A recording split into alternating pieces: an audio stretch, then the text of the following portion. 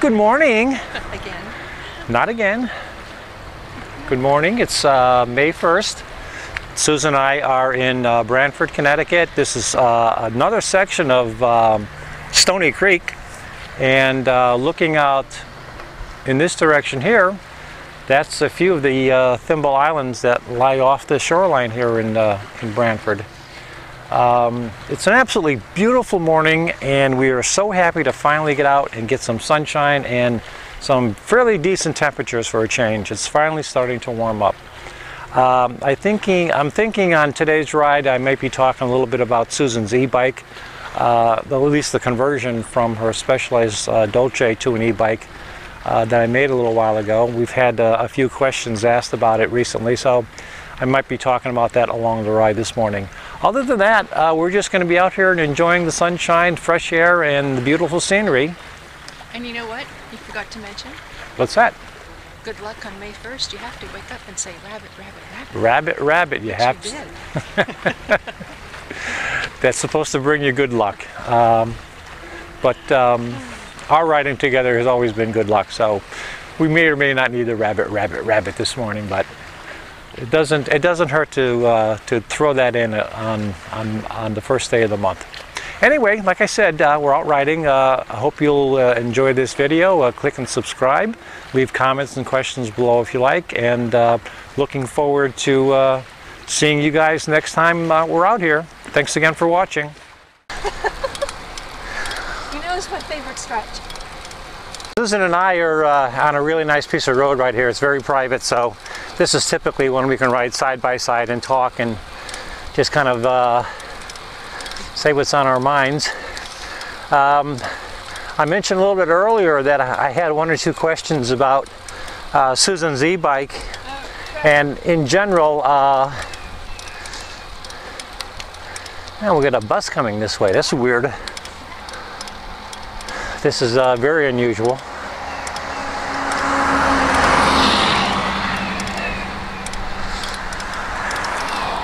So much for our private road.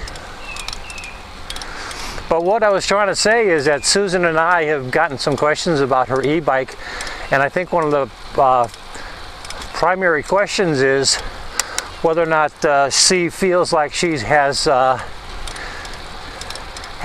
improved her fitness level, even though she's riding with a motor. Right. Well, you know what? I have to say, when I first got this, I thought, oh my God, I'm totally cheating. But you know what? The motor is just there to help me get up the hill when I can't quite make it. So it's a little push, a little extra zoom, a few extra watts into the pedal, and then off we go. Well, but it's not something I use like a motorbike. My legs are my motors. That's right. Yeah, and consequently, because she is doing a lot more riding, and that's really the important thing, her riding is being assisted by the motor to help her with the more difficult things, which in general are climbing hills. But I will tell you, there's very often stretches of road like the one we're on right now. She obviously doesn't use the motor at all, and she will easily keep up with me 17, 18 miles an hour if I'm pushing a little bit. There's a couple quieter roads that we typically ride on that are side roads, and she won't use the motor, and she'll really push it to see just what her fitness level is.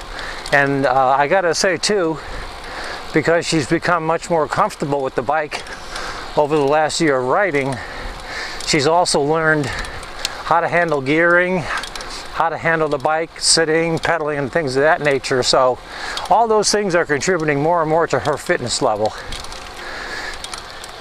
And I'll say something in a minute after we get around this hill, or the bend.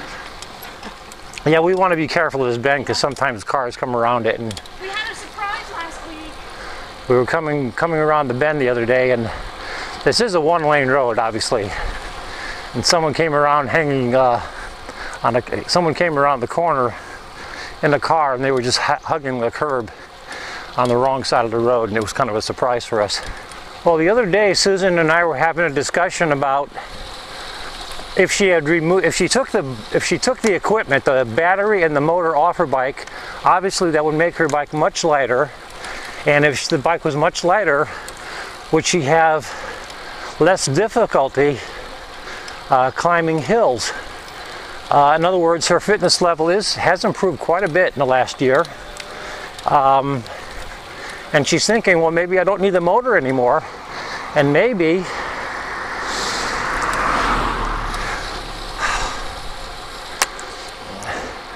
she was thinking maybe the motor and the extra weight of the motor and the battery is slowing her down.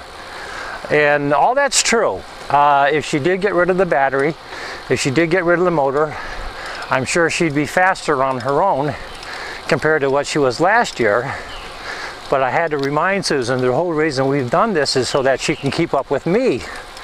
Now, we can take the motor off, we can take the battery off, and if we did that, then I would be slowing down even more.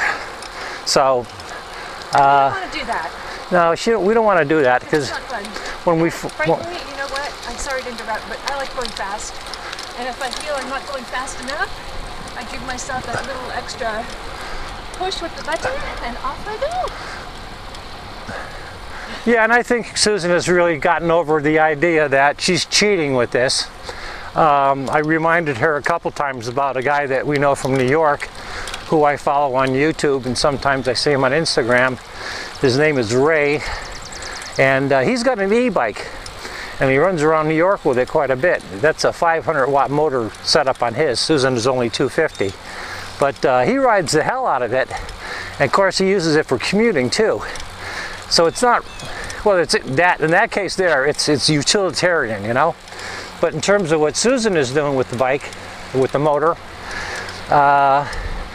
it's adding to her experience of being on a bike.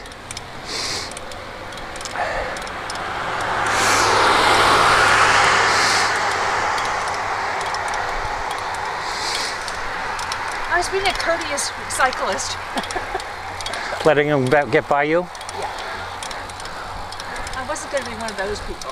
Well, she didn't, whoever she was, she didn't give me much room. She's got all kinds of roadway here, and she was right next to me. We're going to take a right-hand turn here. Okay. So I don't know if we're really answering your questions about the e-bike. Other than this, I really don't care what age you are and what physical shape you're in. If you're considering putting an e-bike on your bike to help you climb hills because you don't like climbing hills, or maybe because your fitness level just isn't there yet, then absolutely, and why not?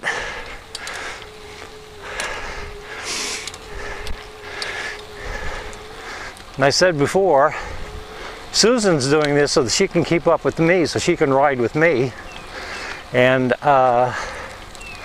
I've made some compromises in the way that I ride so that I don't run away from Susan all the time.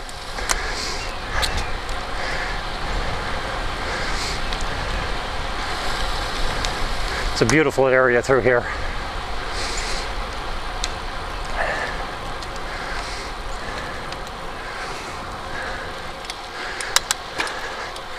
Yeah, so if Susan didn't have the motor on her bike, she'd never be able to keep up with me unless I slowed down to a crawl. And that's something I really didn't want to do.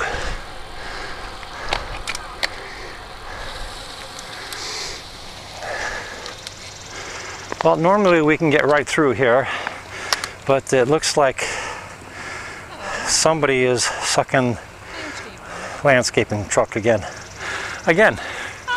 Everywhere we go, it's going to be a landscaping truck. Our nemesis. But we did get far enough where you can take a look around here and see what sort of nice spot this is. This is another nice little off the beaten path location that Susan and I like to ride to every so often. So you get a chance to see this. And again, because she does have the e-bike, she does have the motor on her bike, I mean, she can ride much further distances than she would be able to do even after being in relatively good shape starting out initially. So the advantages of the e-bike are just numerous, almost too many to count. And you know what I found this year too, just having the e-bike, getting to ride farther than I normally would without, you know, crashing. Not literally, don't mean it that way. I feel like I've gotten much more confident. That's very true. And I'm not like, you know, heart palpitating. I'm just riding my bike, and I'm enjoying it and having fun. And I think about, you know, I can go on Swift, and that helps me train during the winter months. And that's when I got this thing in my head about, oh, maybe I don't need the e-bike, but you know what? Yes, I do. Absolutely. And it's okay. And I got to be honest, when I first put the motor on and I did some test rides, and I also did a test ride just to get some idea of how long the battery would last on the ride and so forth. I probably took the bike out for a 40-mile ride. I'm telling you, that motor's pretty damn nice, and it's a lot of fun when you come to a hill and you go, shit, I want to boogie up the hill. You push that button and you're gone. It's just great. But I guess the basic question was whether or not Susan's has her fitness level gone up even though she's using the e-bike. Absolutely, absolutely. You get plenty of workout and plenty of exercise, and of course, then again, if you want to just sit there and hold the button and go, you can do that too. But Susan's got just the right combination. She uses the bike, the motor, primarily just to get her up a hill. Oh, there goes our friend. Here goes our friend, another landscaping guy. So we're going to move along here and get away from him.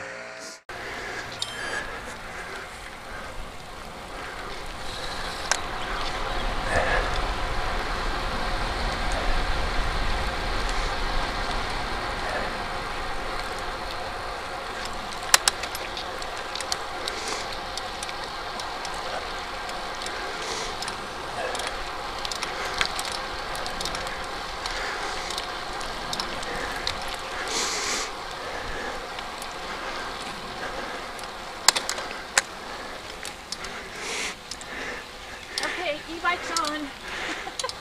and I'm standing up climbing. And we're done. Yeah, it's just enough to push her over the hill.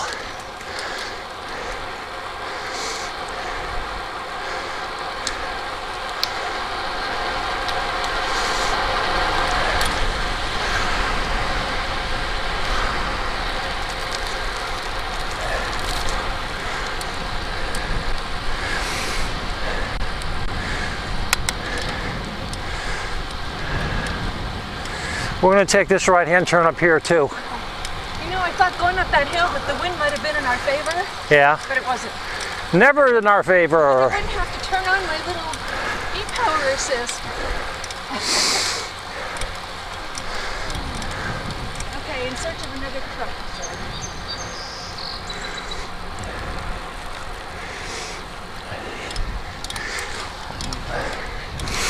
You know, and every so often Susan will tell me that she's trying not to use the e-bike assist, especially sometimes on hills. And you know, I give her a lot of credit for wanting to try to climb the hill on her own power. But the thing too is, she's just not trying to pull herself up on her own power. She's actually trying to pull up the weight of that bike plus the e-bike component, so it makes it even more difficult. And what, you know, you don't need to. Not with the motor on the bike. It's just a 3 or 4 second burst and then you get going. Yep. And then you pedal on your own, then you burst again.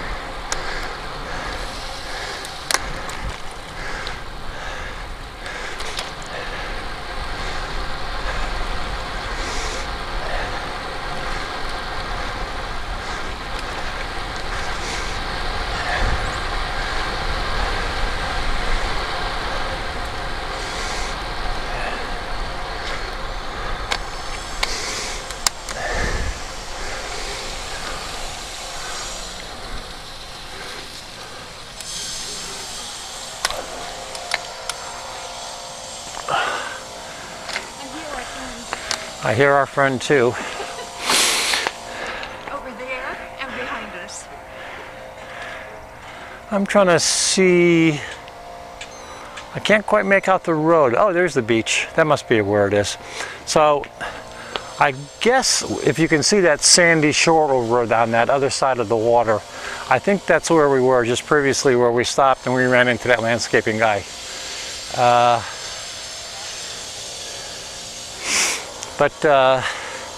This is one of the areas that we again really like to ride in. It's right along the Connecticut shoreline. There's a lot of little roads like this that we're able to jump off of and explore and enjoy riding, where generally speaking there's very little if any traffic. Although seeing that bus today on that road, that was weird. That was very weird. I have no idea what a bus was doing there. Maybe he's lost. Oh my God, beautiful day. It's a gorgeous day. Show that new house with all the rock. Yeah. It's crazy. Yeah, that's just plain lousy money. That's all that is. There's a big house up around the hill here that someone has been building the last 4 or 5 years.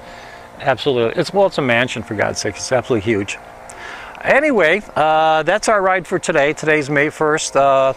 This is the first ride of many, I'm sure, we're going to be taking this month. We're glad that you guys came along with us this morning. I hope we answered some of the questions about the e-bike. Any more questions that you do have, please feel free to put them in the comments below, and I'll get to them just as soon as they pop up. All right, have a good day, everyone. Have a good day. See you next time. Click and subscribe, and we'll talk to you again soon. Thanks again for watching.